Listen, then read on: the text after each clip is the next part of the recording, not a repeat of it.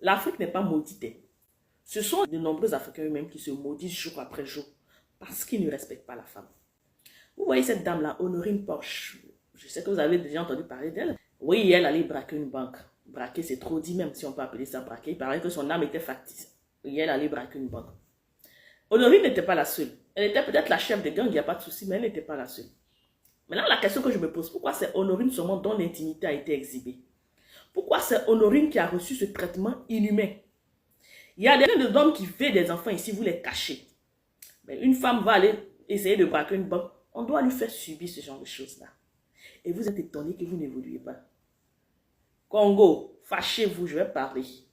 Je vais parler. Je suis certes ivoirienne, mais ça là, ce n'est pas une question de Côte d'Ivoire, c'est une question de femme. L'Africain n'évolue pas parce qu'il méprise la femme. Est-ce que vous savez ce que c'est que la femme? Elle a volé, vous êtes dans un état de droit, bien vous êtes dans une jungle.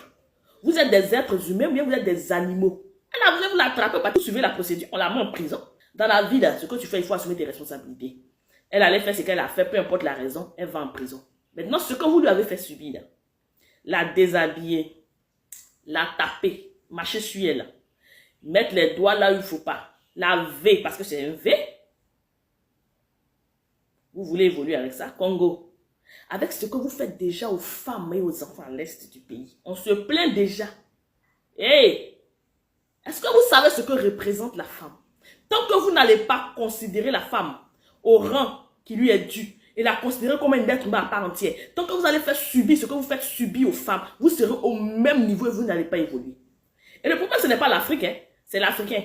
Parce que des gens quittent ailleurs, ils viennent d'ailleurs et ils viennent se faire de l'argent. Ils viennent réussir en Afrique. Aujourd'hui, l'Afrique est remplie de Chinois, remplie d'Européens, qui viennent réussir dans cette Eldorado-là. Mais quelle Afrique? Qu'est-ce que l'Afrique pour nous? Rien. Parce que la femme est bafouée. La femme est humiliée. Elle est traitée comme une moins que rien. Et chaque soupir de ces femmes-là retombe sur vos têtes. C'est vous qui êtes les plus grands chrétiens. Il y a plein d'églises chez vous là-bas. Vous pensez que c'est l'église, les églises baptistes qui vont vous sauver. Pour Dieu, la maison du trésor, c'est l'humain. C'est l'amour qu'on porte à l'humain, à son prochain.